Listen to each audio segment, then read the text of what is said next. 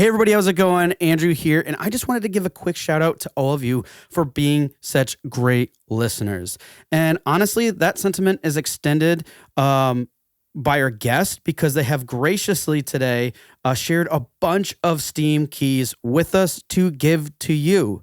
The only thing that we ask for is just to listen through to the end of the episode, and you can find out how you can go about obtaining some of these Steam keys. So again, not just coming from me for being such great listeners, but our guests as well, because this is a really important subject that they like to talk about.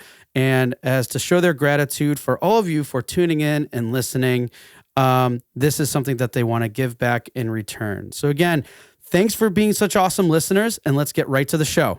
Hey everybody, and welcome back to Indie Game Movement, the podcast that talks about the marketing and business of indie games. I'm Andrew Pappas. I'm the owner of Rigon Marketing and a games marketing consultant, and I'm going to be your host today. And we're going to be talking about facing challenges and creating opportunities for the game dev community. Now, the gaming industry is a global industry that continues to grow at a rapid rate, and being interconnected virtually is a main contributor to this. But despite being connected, there are still segregated areas and communities that face multiple challenges when creating a presence and establishing recognition in the industry. Thankfully, our guest today shares how to overcome these challenges, question limiting beliefs, and implement strategies that empower game dev communities and promote growth for the industry as a whole. So that's what we're going to be talking about right here today on Indie Game Movement.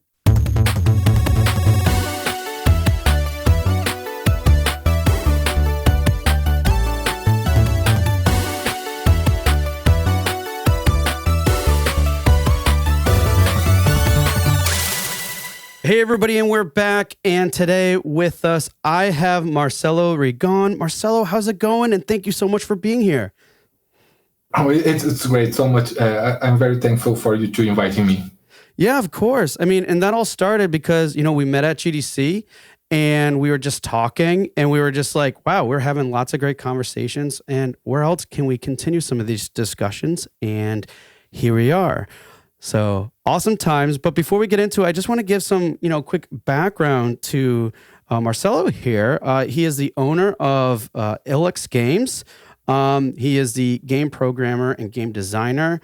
You also do a lot of things too with like market research, planning management, wearing lots of different hats, which is kind of something we can all relate to, right? Yeah. And then games include like Towers of Samsara, I Am Soul's Guides, Face It, Soul Gambler, and many others. Lots of cool games. And also you have like more than 300 educational games under your belt as well too. Super impressive and everything else. On top of that, you also have in terms of communities you're involved with on stuff, it's a IGDA Campinas chapter leader for, I'm trying to do the math real quick, but it looks 8 years. 8 years, so just under a decade. Awesome stuff. And what the director at SP, is it Yogos or? Jogos. And that's it's a Game Developer Studios Association in Sao Paulo.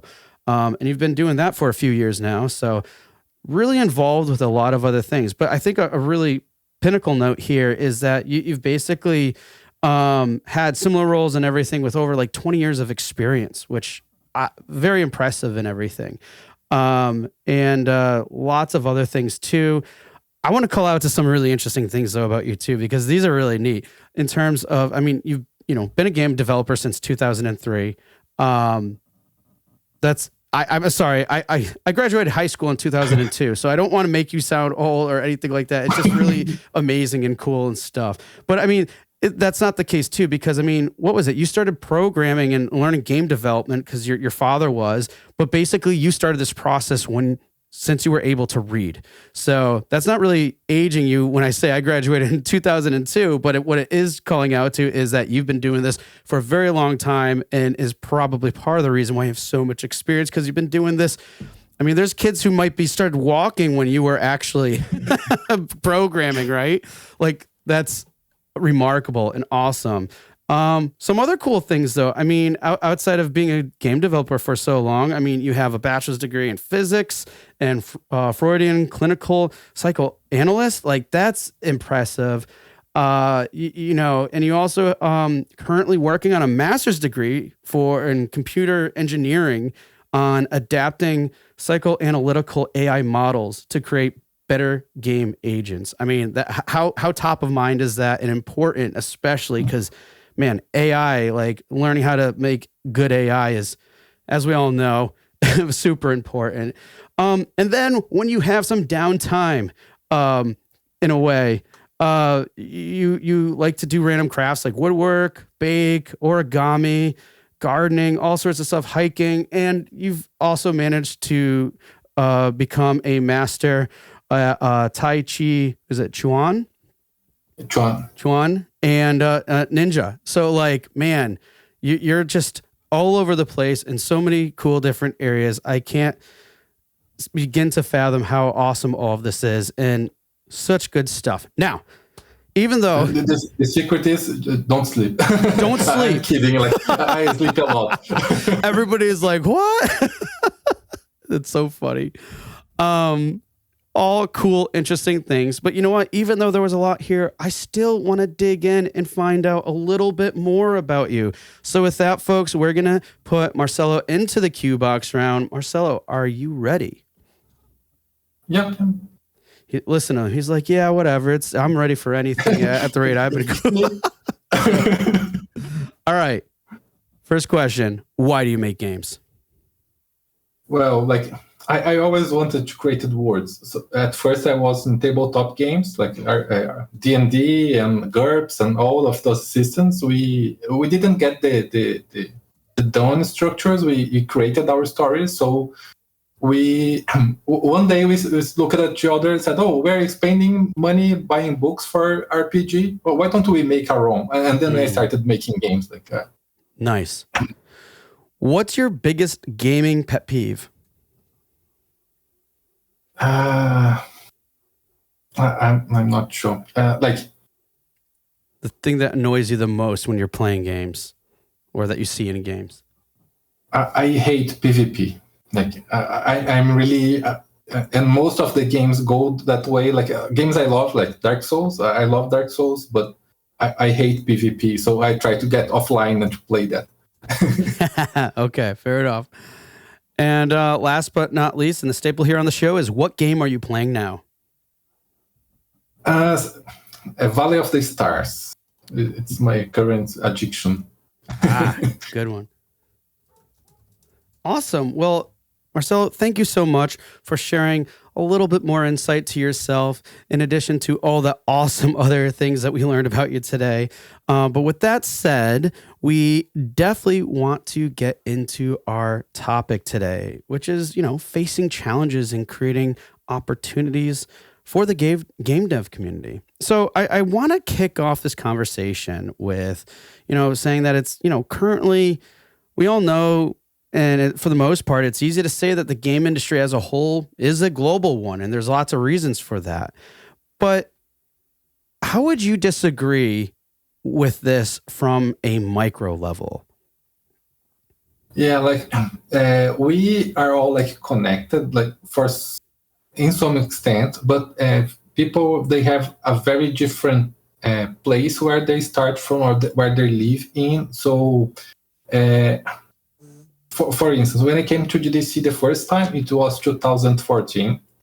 And for me, it was like amazing to see people I admire that make great games, like walking in front of me. Like I would never have these people looking close to me when I am in Brazil, especially because I'm from the far west of Brazil. Mm-hmm. So like I would never see like Tim Schafer or John Romero or any of these guys, never on my life. It was like a myth. So we are connected. It's global, but not really. So I think that for some people, like when you are playing a game, you don't see that as like a legend or something like far away from you. And when you are in the development countries or more in the countryside, it's a very different world. Although you can like watch tutorials on YouTube, you can download the same tools, you can enter in Discord, but somehow the reality are different for everyone.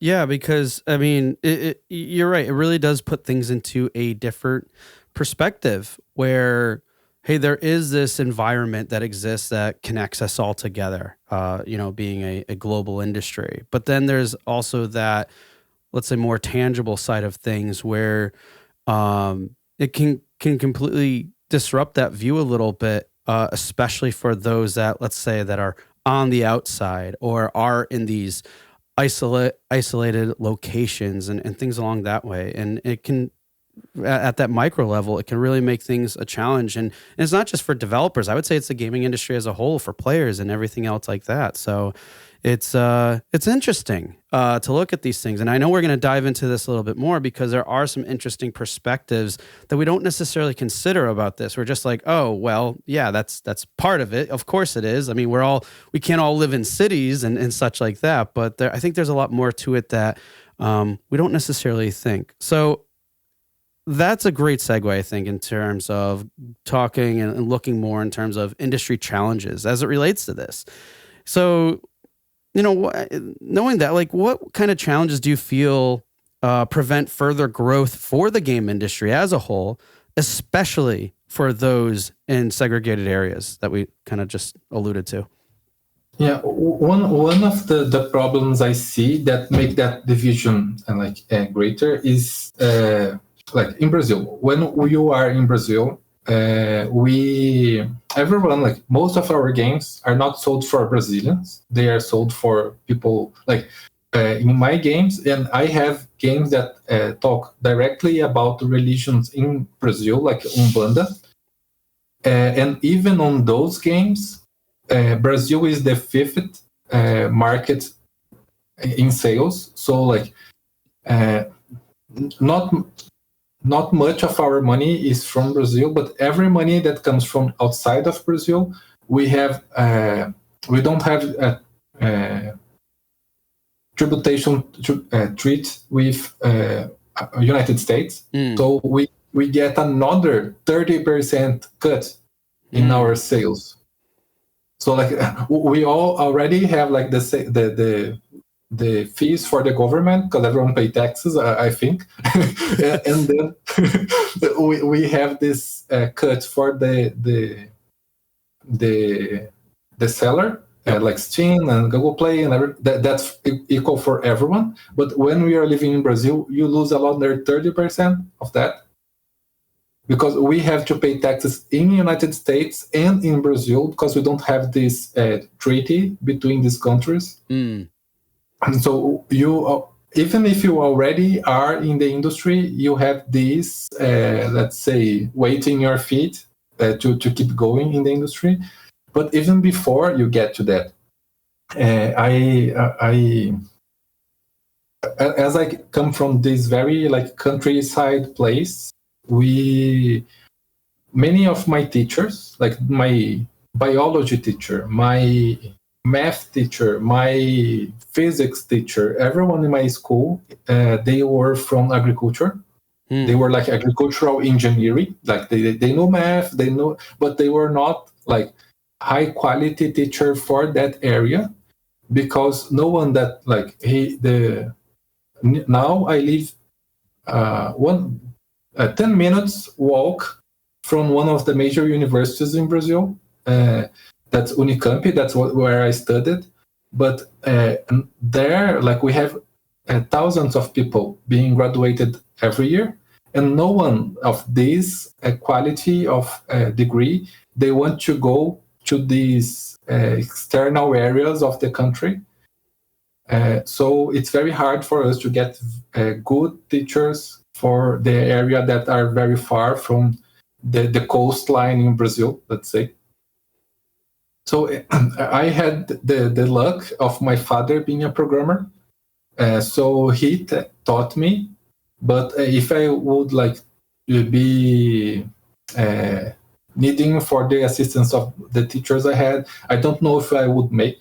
And many people don't have this luck I had. So it's very hard for these people that come from these places that don't have a good school, doesn't have a good library, where they are don't have good internet, because some places it's very like low speed and very fluctuating the signal of the internet. So they don't have the same access to knowledge and to groups to talk about that and to get bigger and to get into the industry.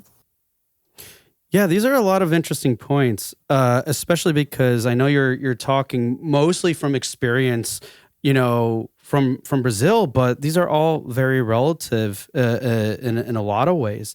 I mean, the taxes, that's a big deal, because I know everybody, at least everybody that I ever talked to, most and foremost, it's like, oh yeah, what's the key area you're targeting? It's the U.S., right?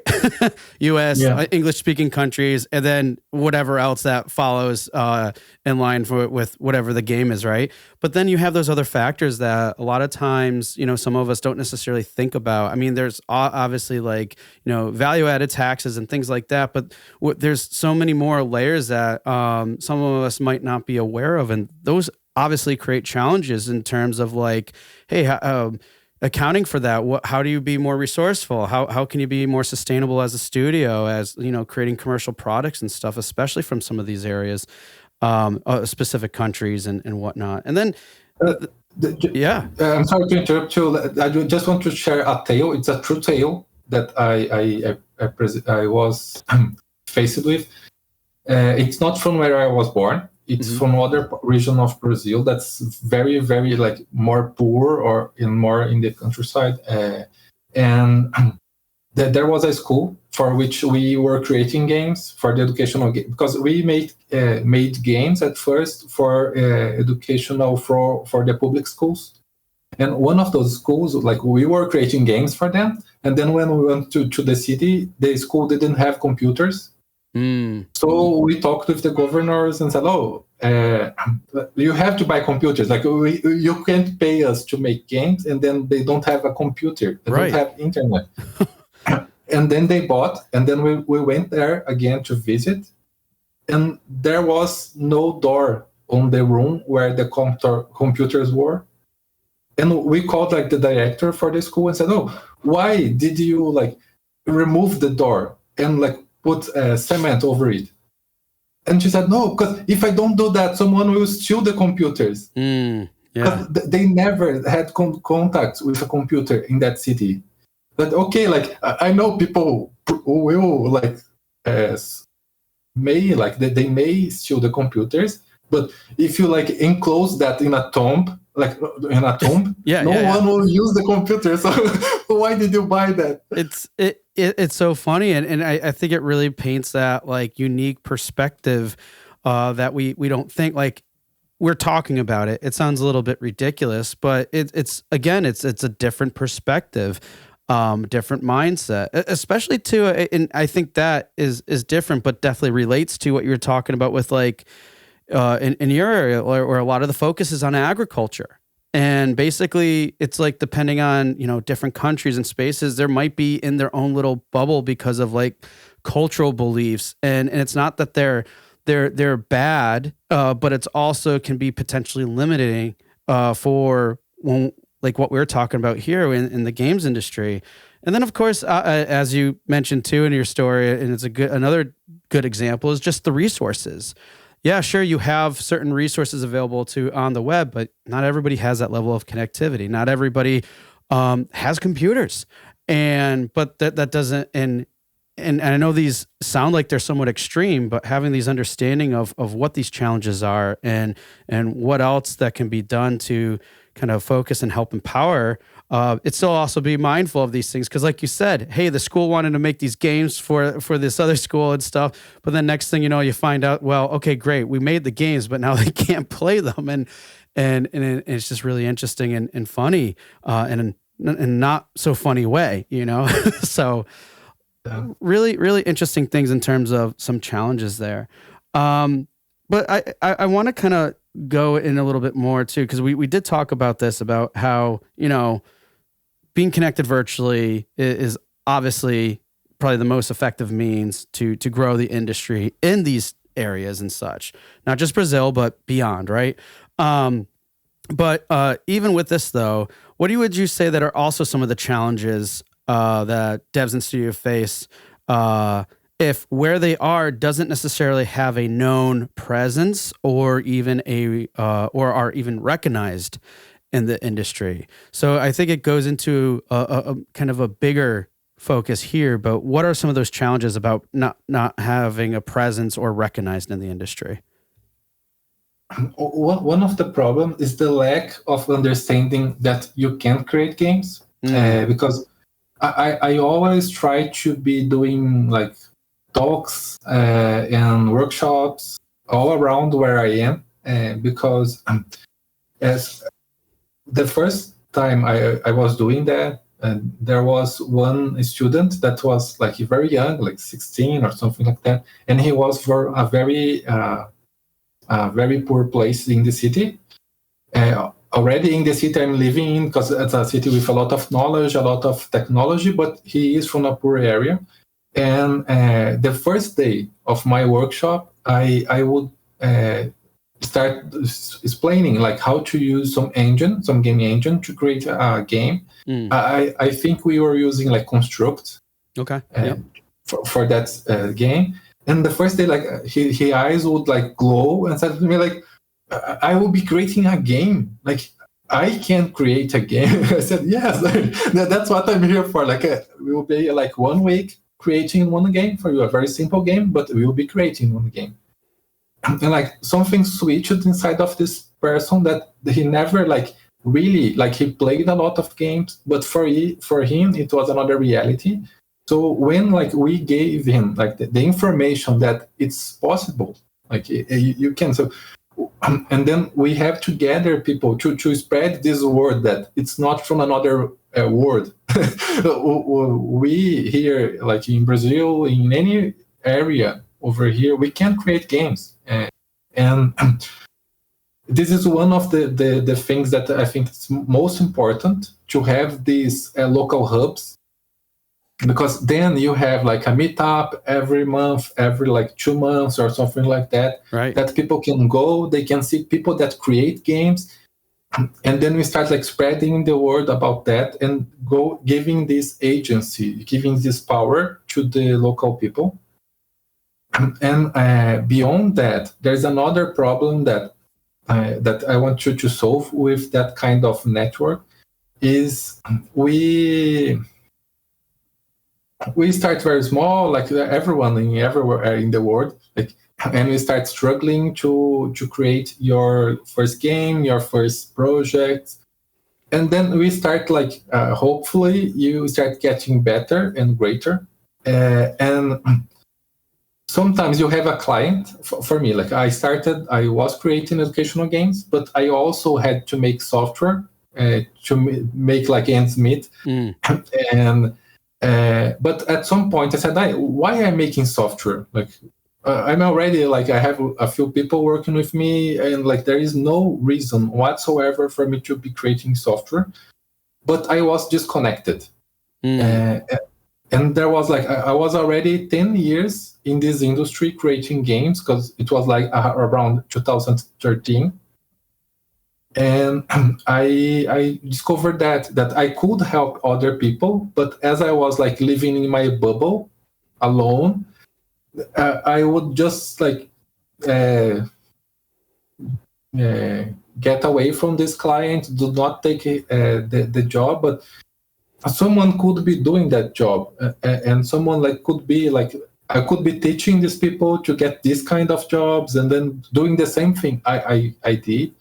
And some other problems I had to learn on my own. I had to struggle a lot to understand how to face that kind of problem.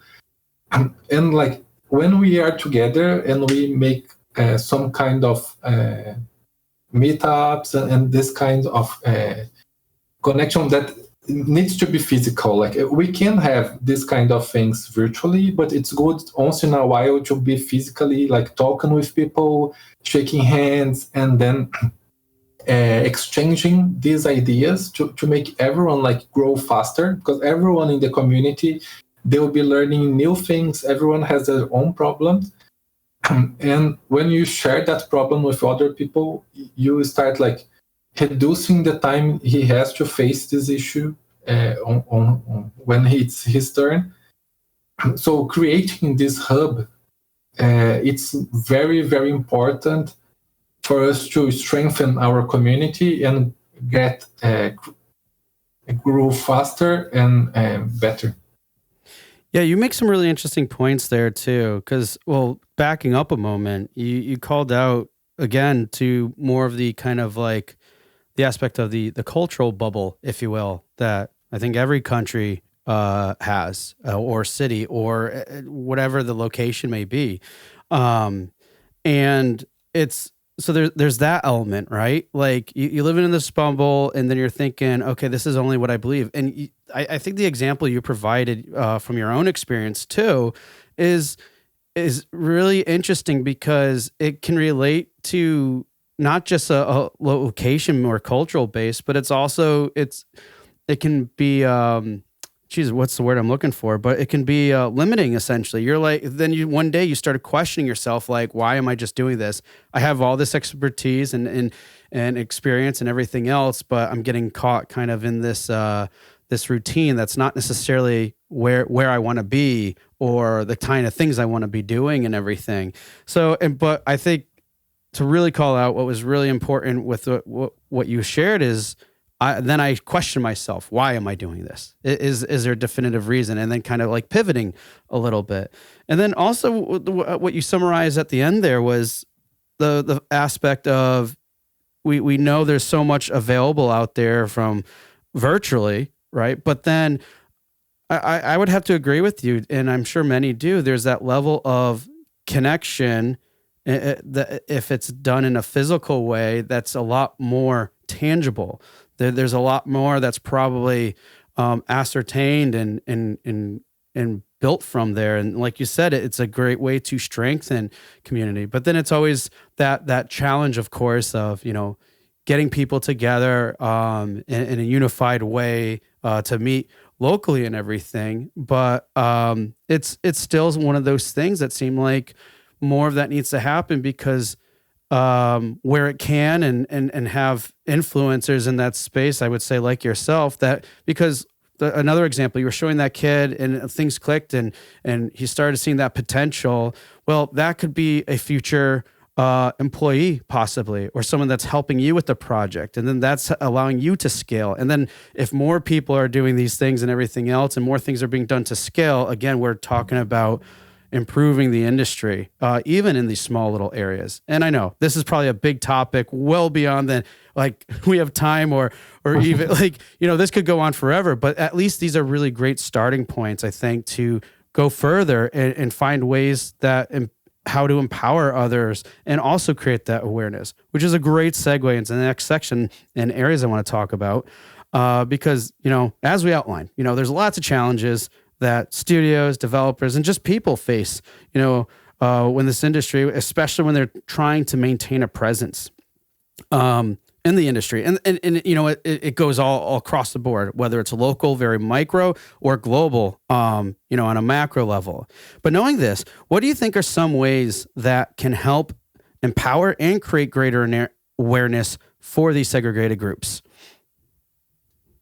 We this like network structure is very important, because here in Brazil for quite some time we had only one association, that's Abra Games, that's the national association, like ESA.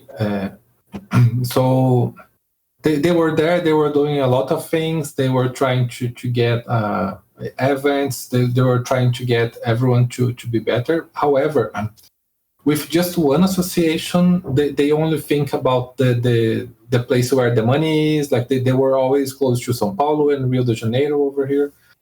But all the other areas, desegregated areas, they don't represent too much in money. Like for you and in people as well. Because if you for you to have an idea, like the whole state where I was born, they have 1.5 million people, and like it's huge. Like it's I think like for you to cross the state I was born, you get about 10 hours drive.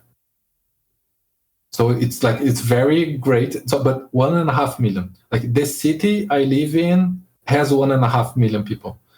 Wow. Like the state of São Paulo, like São Paulo city, the capital, they have 13 million people. And if I take the state of São Paulo and I remove São Paulo from there, we have still 20 million people. So for people thinking about public politics or the industry, it's natural for them to focus on this area that will help a lot of people, but you are leaving this other behind. So we are creating now a network. Like every state is creating a regional local association that take care of the whole state, and we are providing this network to help they grow. For like here São Paulo, I think Ceará and Rio Grande do Sul, there is a few states in Brazil that have been doing games for a long time, and they already have their own association that are very mature. And we are sharing everything we have, like the how do you create a new association, how do you get to talk with the people in your state about creating new laws, changing taxes. We are doing like all these guides and talking openly with all the states, so that everyone can not start from the scratch. And even like these other states, because they don't have so many people, it's more difficult for them to create a group with like 50 companies. So you can build pressure on the politics. You have probably at the beginning too little people, but with intelligence and some help from us, we can like kickstart these other states. So we are trying to do this kind of empowerment to get like, I personally, this is not like this network of intelligence that we do, but I personally, because I have all this my experience from growing up in a place that we don't have access to many things, and I do keep a hold with the universities over there, and I try to be present in all every year. I try to see the projects that are leaving the university, because now they have a game course in my city. So I try to be there. Any company that I know that came from there, I try to help them grow at the beginning. Like I try to hire some internships from people over there, like to make they feel that, because there is no let's say that people go to the university and learn how to make games, and then he goes out to the market and they have nowhere to play to work. So I try to provide that connection as well. And it's good for us because to live in those places are so much cheaper. So the people over there, they get the opportunity to be working with games, and we, on the other hand, we can we'll have more. We have to give more workshops. We have to give a more be more close to these people than a person that comes to the market over here. But they will be cheaper for us to hire as well. So there is a balance.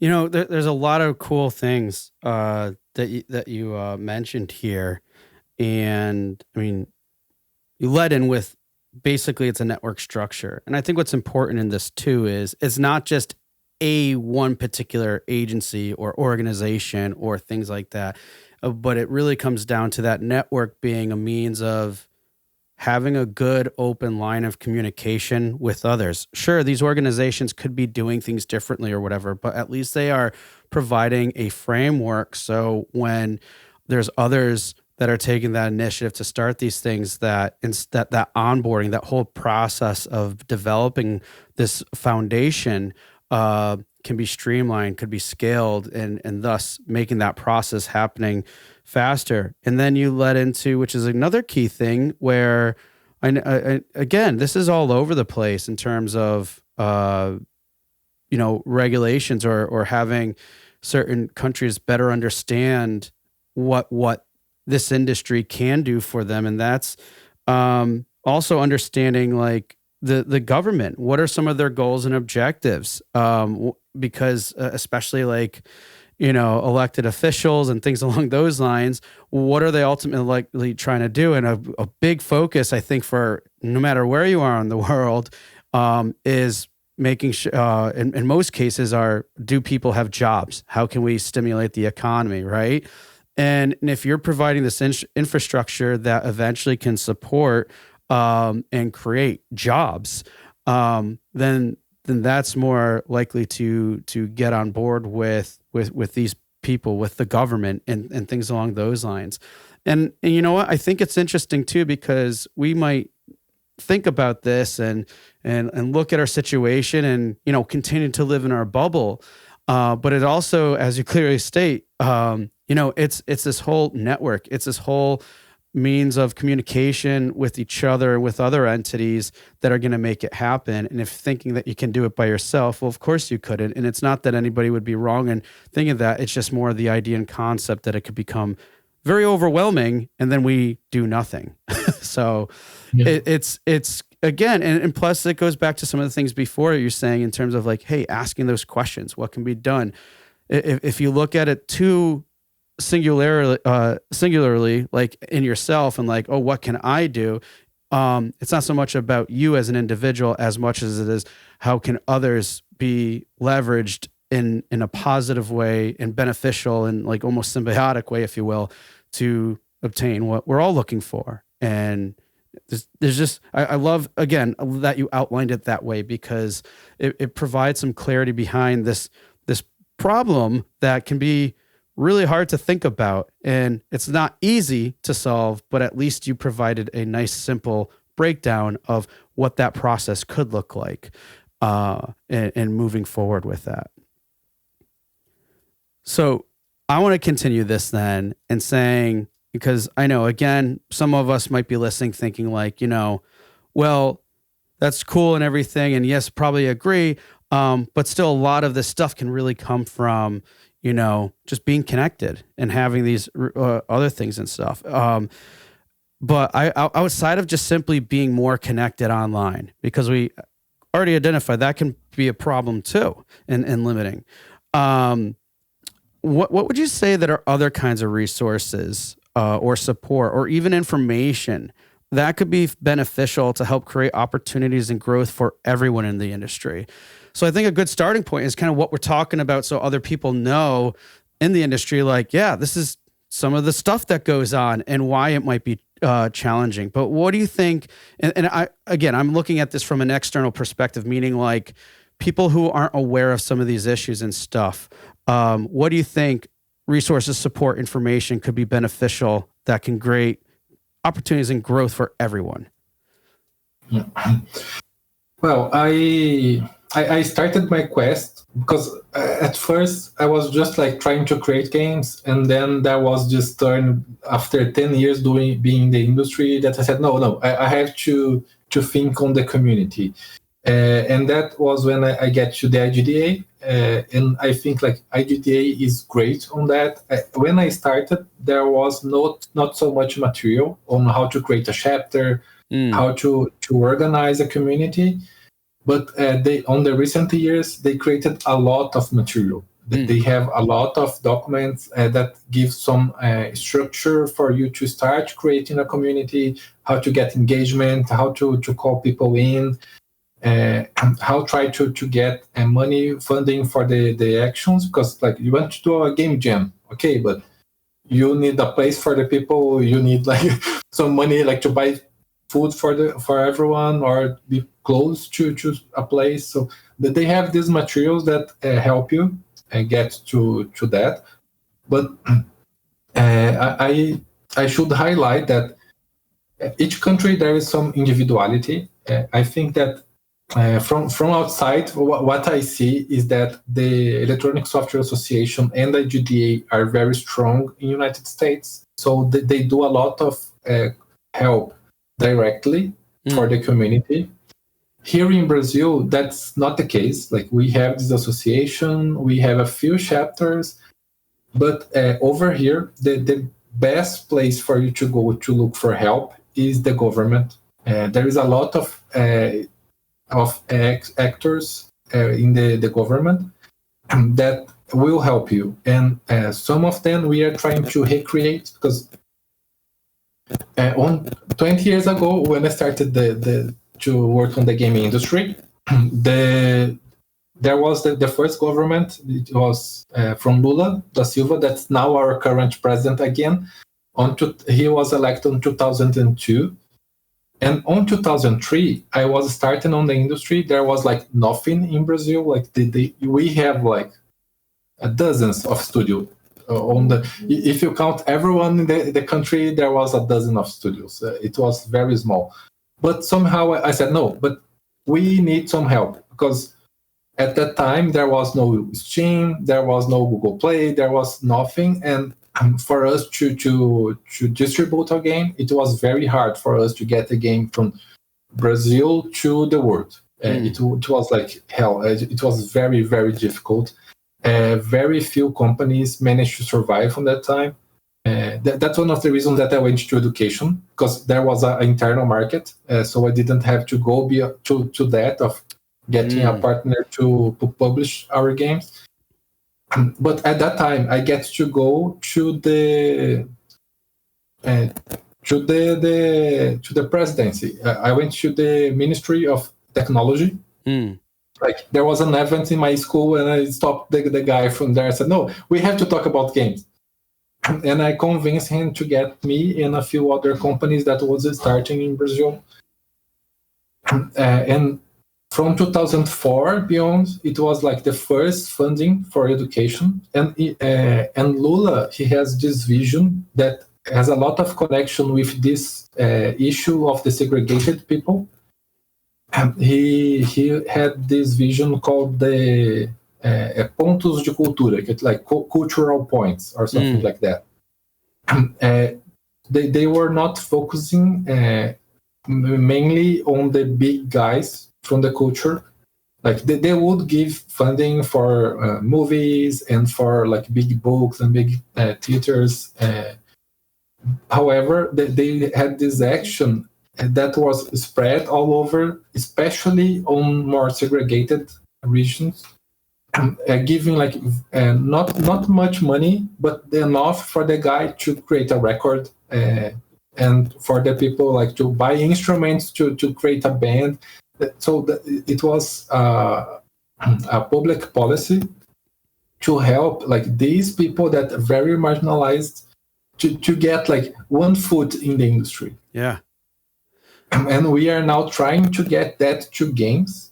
So like, and here in Brazil, we have a lot of ways to get help from the government. We have like one institution that's called Sebrae, that they help any company, no matter like what you are working with, how to survive. Like, you are starting a company and said, oh, I don't know anything about how to create a company. Then you go to that institution, and the government, they will like get your hand and give you a lot of courses for like, oh, you have to do that, and then you have to think about that, and then you do that, and then we have to pay taxes this way for you not to be sued by the government.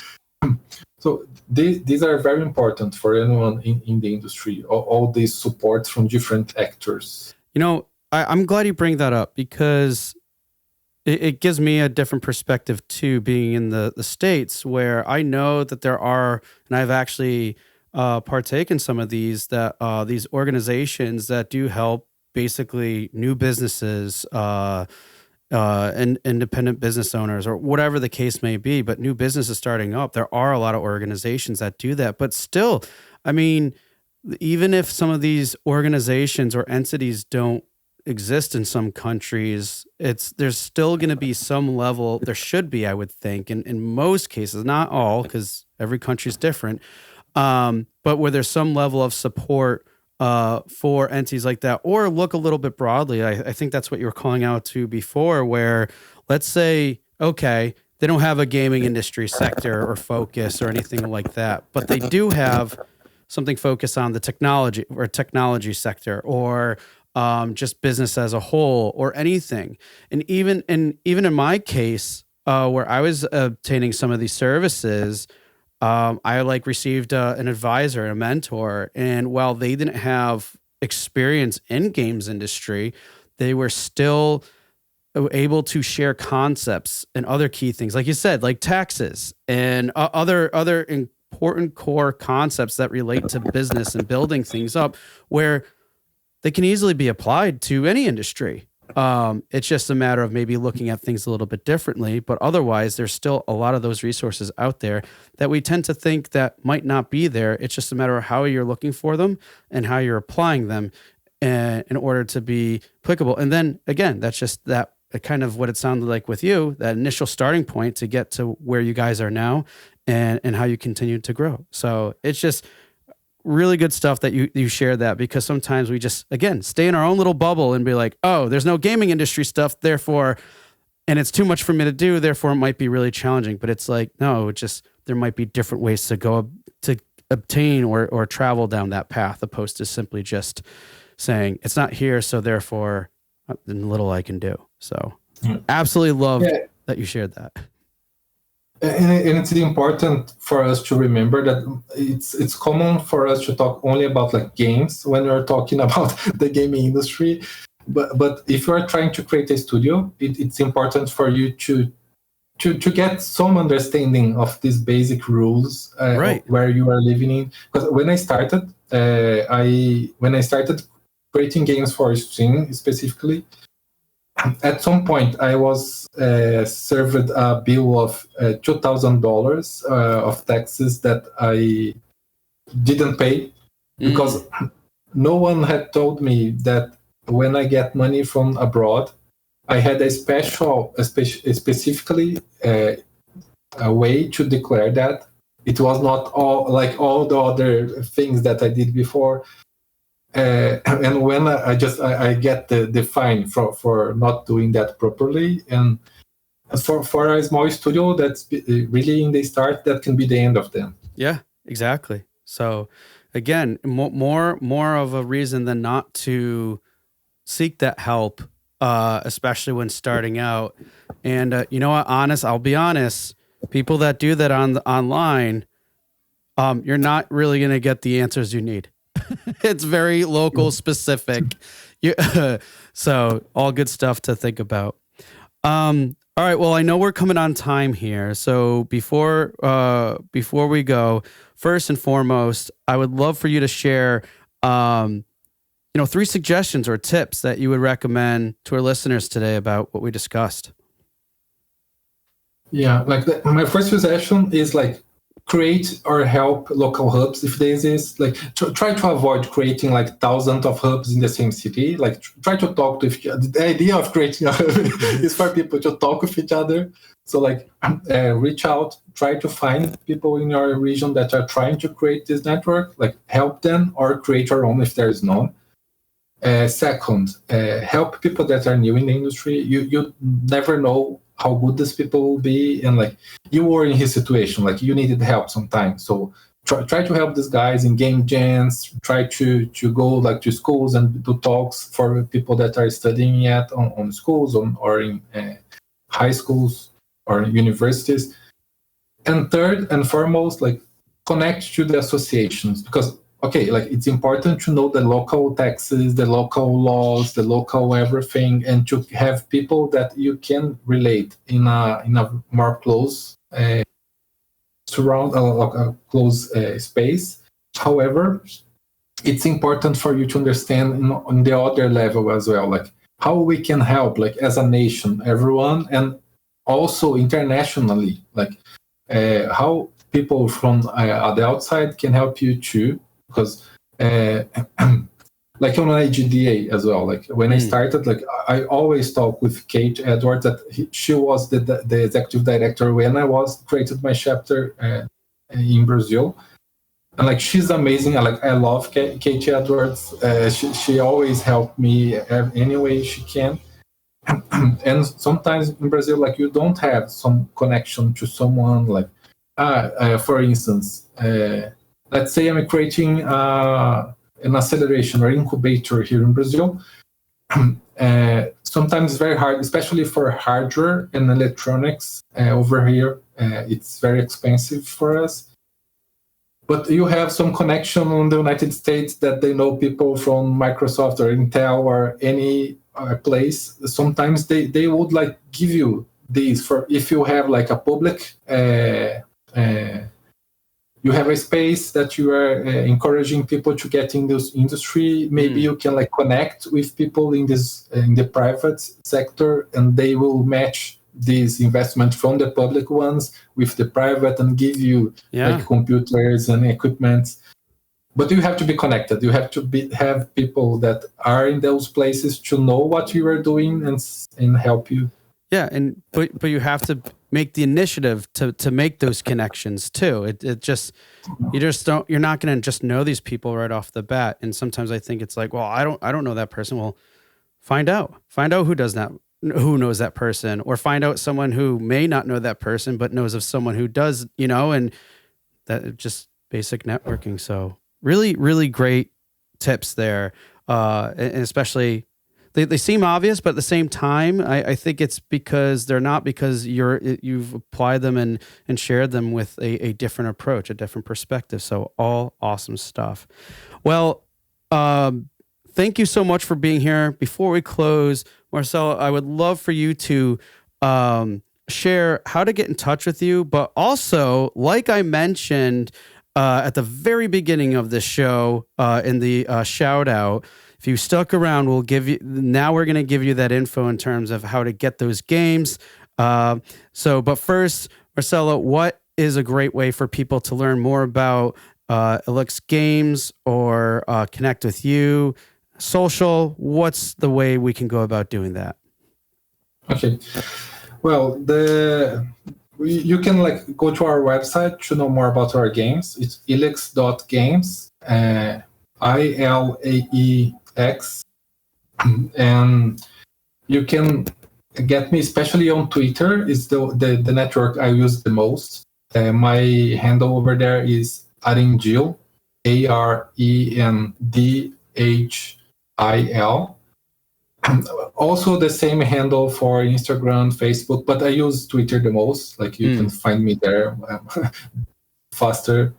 And there is my email, marcelo@ilixgames.com.brazil. Awesome. And for those keys, basically, again, Marcelo, thank you for offering this to our listeners. And for those who are listening and would like, we're going to make some posts once this episode goes live. And for the first, I wouldn't say first, I would say for anybody who engages with those posts, retweets them, shares them, anything along those lines, just any form of engagement, we'll select at random to provide you 10 keys. And the keys specifically are for 2 of Marcelo's games, which is Lux X Legacy. And we have some for Fight Your Inner Demons pack, which is Soul Gambler and Face It. So again, when this episode goes live, we make some social media posts. Please, as you know, I always love it when you share and find the content helpful for others. That's really our goal here. But also just a little extra incentive, thanks to Marcelo. If you also want to get a game out of helping others, then this is a great way to do it. And these are some fun titles I think you'll enjoy. So again, Marcelo, thank you so much for being here today and sharing your insights and also how we can go about creating more of these communities and facing these challenges that so many of us do face, regardless of where we're from. Some really good ideas here, and appreciate your time on the show. Oh, thank you so much for inviting me. Hey everyone, thank you for listening to another episode of Indie Game Movement. I'm Andrew Pappas, your host, and the show's producer is Mustafa Price. Show notes for this episode can be found by visiting rengenmarketing.com, the number episode of the show. Rengen Marketing is a consulting marketing company that helps indie devs with their marketing efforts. Whether you need guidance with your game's marketing strategy or could use a free marketing plan template, then please visit www.rengenmarketing.com and take action. A special thanks to Dakota Saw for Season 2's opening theme and Melissa Gellis for the new logo design. And as always, thanks for being such great listeners, and we'll see you next time on Indie Game Movement.